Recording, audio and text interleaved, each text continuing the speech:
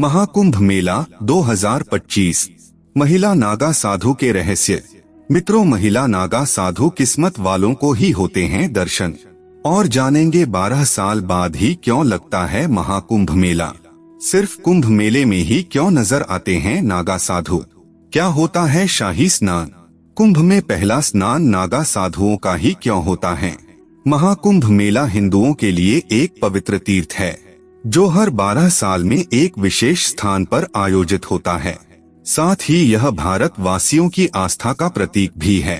इस भव्य मेले का मुख्य आकर्षण शाही स्नान माना जाता है। प्रयागराज में यह महाकुंभ मेला 13 जनवरी 2025 से शुरू होगा। इस तरह से महाकुंभ 45 दिन तक चलता है।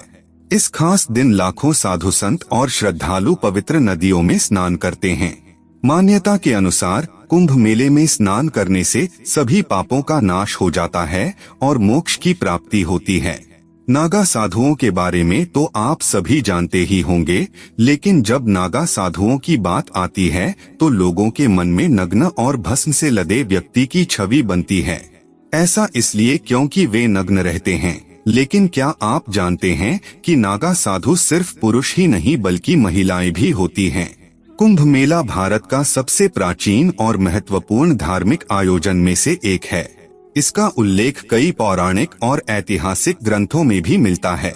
ऐसी मान्यता है कि इसका इतिहास कम से कम 850 वर्ष से भी अधिक पुराना है। बता दें कि कुंभ मेला भारतीय संस्कृति का अद्वितीय प्रतीक भी है। ये अध्यात्म, इतिहास और आस्था को एक साथ जोड़ता है।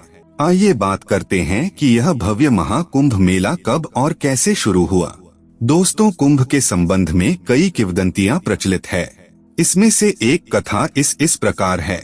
मित्रों, पौराणिक कथाओं के अनुसार एक बार इंद्र देवता ने महर्षि दुर्वासा को रास्ते में भेंट होने पर जब प्रणाम किया तो दुर्वासा जी ने प्रसन्न होकर उन्हें अपनी माला दी, किंतु इंद्र ने उस माला का आदर न किया।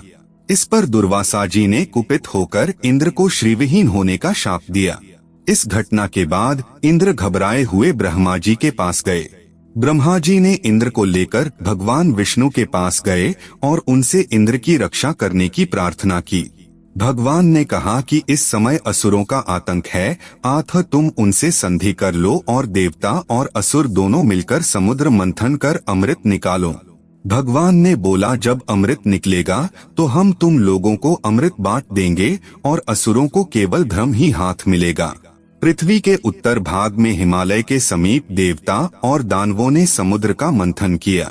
इसके लिए मंदराचल पर्वत को मथानी और नागराज वासुकी को रस्सी बनाया गया। बहुत संघर्ष करने के बाद समुद्र मंथन के दौरान अनेक अद्भुत चीजें उत्पन्न हुई, जैसे हलाहल विष, कामधेनु गाय, कल्प वृक्ष, लक्ष्मी देवी और अंत में अमृत उत्पन्न हुई। जैसे हलाहल विष, कामधेनु गाय, कल्प वृक्ष, लक्ष्मी देवी और अंत में अमृत। जब अमृत कलश प्रकट हुआ तो इस कलश के लिए असुरों और दैत्यों में महाभयंकर संघर्ष शुरू हो गया। अमृत कलश को दैत्यों से बचाने के लिए देवराज इंद्र के पुत्र जयंत बृहस्पति, चंद्रमा, सूर्य और शनि की सहायता से उसे लेकर भागे। यह देखकर दैत्यों ने बहुत गुस्से में उनका पीछा किया। भगवान अमृत का घड़ा लेकर भागते रहे और दैत्य ने यह पीछा 12 दिनों तक करता रहा। देवता उस कलश को छिपाने के लिए एक स्थान से दूसरे स्थान को भागते रहे और असुर उनका पीछा करते रहे। इस भागदौड़ में देवताओं को पूरी पृथ्वी की परिक्रमा करनी पड़ी ताकि दैत्य से छुटकारा पा सके। इन 12 दिनों की भागदौड़ में देवताओं ने अमृत कलश को हरिद्वार, प्रयाग, नासिक तथा उज्जैन नामक स्थानों पर रखा। इन चारों स्थानों में रखे गए कलश से अमृत की कुछ बूंदें छलक गिर पड़ी। इसीलिए इन 4 स्थानों पर हर 12 साल में कुंभ मेला मनाया जाता है।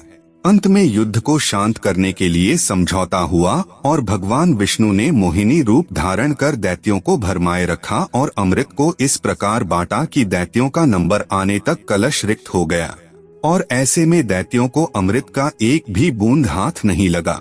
यह कुंभ मेले की उत्पत्ति के पीछे की कहानी है। शाही स्नान का क्या है महत्व। कुंभ स्नान का महत्व हिंदू धर्म में बेहद खास बताया गया है। मान्यता है कि अगर कोई व्यक्ति कुंभ स्नान करता है तो उसके सभी पाप नष्ट हो जाते हैं। व्यक्ति को मोक्ष की प्राप्ति होती है और उसे पापों से मुक्ति मिलती है। मित्रों, हिंदू धर्म में पितरों का बहुत महत्व है। ऐसे में कहा जाता है कि अगर कुंभ स्नान किया जाए तो पितर भी शांत हो जाते हैं, व्यक्ति पितृ दोष से मुक्त हो जाता है, इससे व्यक्ति पर कृपा बनी रहती है। कुंभ मेले के दौरान अगर आप किसी भी दिन स्नान करते हैं तो आपको विशेष फल की प्राप्ति होती है, लेकिन अगर आप शाही स्नान के दिन स्नान करते हैं तो उन्हें अमरत्व की प्राप्ति होती है। सबसे पहले शाही स्नान का नियम यह है कि इस दिन अलग अलग अखाड़ों के साधु स्नान करते हैं और इसके बाद ही आम जनता को स्नान करने का मौका मिलता है। शाही स्नान में साधुओं का बेहद शाही तरीके से सम्मान किया जाता है और इन्हीं को शाही स्नान कहते हैं। सिर्फ कुंभ मेले में ही क्यों नजर आते हैं नागा साधु, जाने इसकी वजह। माना जाता है कि नागा बाबाओं ने समाज से अलग रहने और साधना में जीवन बिताने का संकल्प लिया होता है, इसलिए वे लोगों से दूर एकांत में रहना पसंद करते हैं और सार्वजनिक रूप से केवल विशेष अवसरों जैसे कुंभ मेले में ही प्रकट होते हैं। नागा बाबा शिव भक्त होते हैं और उनके लिए कुंभ मेला एक विशेष अवसर होता है। कुंभ मेले में विभिन्न अखाड़ों के नागा बाबा एक दूसरे से मिलते हैं, विचारों का आदान प्रदान करते हैं और अपना सामाजिक बंधन मजबूत करते हैं।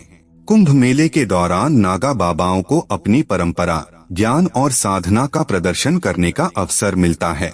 कुंभ मेले में गंगा, यमुना और सरस्वती के संगम में शाही स्नान का विशेष महत्व होता है। यह स्नान आत्मा को शुद्ध करने और मोक्ष प्राप्ति का माध्यम माना जाता है। नागा बाबा इस खास अवसर पर 12 साल के बाद स्नान कर अपने तप और साधना को सिद्ध करते हैं। नागा बाबा की विशेषताएं। मित्रों, नागा बाबा आमतौर पर नग्न रहते हैं, बस धोती या लंगोट पहनते हैं। नागा बाबा इसलिए नग्न रहते हैं, माना जाता है वो आकाश को ही अपना वस्त्र मानते हैं। नागा बाबा युद्ध कला में निपुण होते हैं। नागा बाबा वे तलवार, त्रिशूल और अन्य हथियारों का उपयोग करना जानते हैं। वे कठोर तपस्या करते हैं, जैसे कि ठंडे पानी में स्नान करना, भोजन का त्याग करना आदि।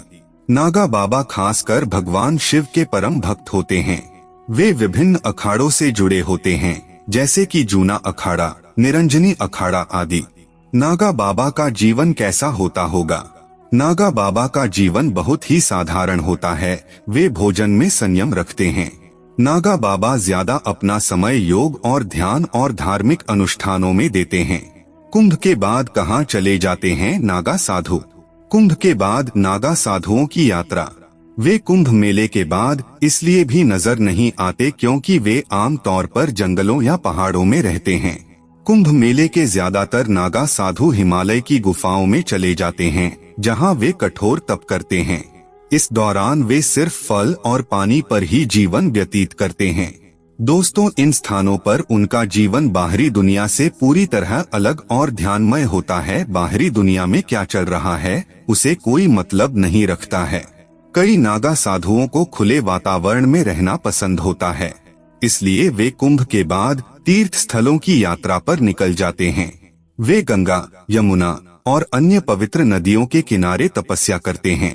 इस दौरान वे लोगों को धर्म, अध्यात्म और नैतिक मूल्यों की शिक्षा देते हैं। मित्रों, नागा साधुओं का सांसारिक सुख से कोई लेना देना नहीं होता है।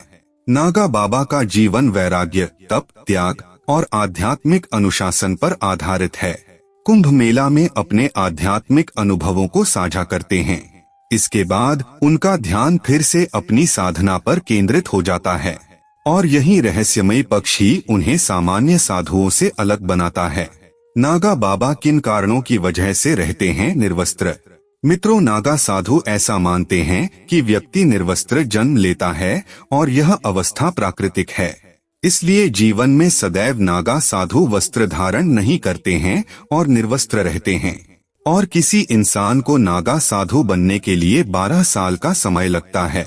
नागा पंथ में शामिल होने के लिए इंसान को नागा साधु के बारे में महत्वपूर्ण बातों की जानकारी होना बेहद आवश्यक होता है। कुंभ में अंतिम प्रण लेने के बाद लंगोट का त्याग कर दिया जाता है, जिसके बाद वे जीवन में सदैव निर्वस्त्र रहते हैं। नागा साधु बाबा कभी भी वस्त्र धारण नहीं करते हैं। वे अपने शरीर पर भस्म लगाकर रहते हैं। ठंड में भी वे वस्त्र धारण नहीं करते हैं। वे लोग स्वयं को भगवान का दूत मानते हैं और भगवान का ध्यान करते हैं। मान्यताओं के अनुसार नागा साधु दिन में एक बार ही भोजन करते हैं और वे भोजन भी भिक्षा मांगकर करते हैं। अगर उन्हें किसी दिन 7 घरों में नहीं मिलती है तो उन्हें भूखा ही रहना पड़ता है। महिला नागा साधु कैसे बनती हैं? क्या है इनका इतिहास? महिला नागा साधु का सारा जीवन भगवान के लिए होता है। महिला नागा साध्वी बनने के लिए पहले उन्हें 6 से 12 वर्ष तक ब्रह्मचर्य का पालन करना होता है। जो इसमें सफलता पाता है वही नागा साधु बनने के काबिल होता है। महिला नागा साधुओं को भी सांसारिक जीवन त्यागना होता है। अग्नि के सामने बैठकर कठिन तपस्या करनी होती है। महिलाएं नागा साधु के बारे में ऐसा कहा जाता है कि उन्हें खुद का ही पिंडदान करना होता है। सांसारिक जीवन से पूरी तरह रिश्ता तोड़ने के लिए महिला नागा साधु जीते जी अपना पिंडदान तक करती हैं, अपना सिर मुंडवाती हैं। तब जाकर गुरु इन्हें नागा साधु बनने की दीक्षा देते हैं।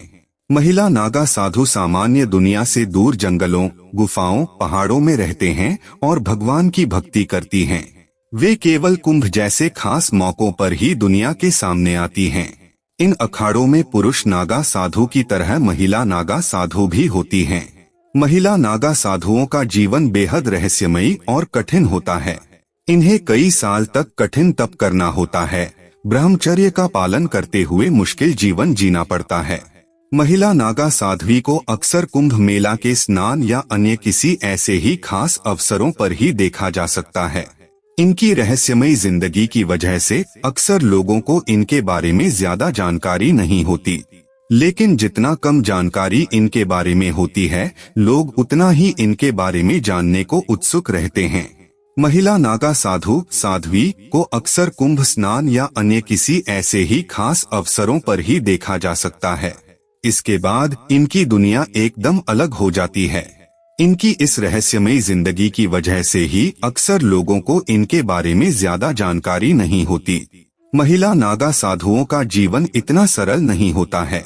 अब ऐसे में यह प्रश्न आता है कि क्या महिला नागा साधु पुरुष नागा साधु की तरह नग्न रहती हैं? महिला नागा साधु को सिर्फ गेरुए रंग का बिना सिला वस्त्र पहनने की इजाजत होती है, लेकिन महिला नागा साधु अगर चाहें तो निर्वस्त्र रह सकती हैं।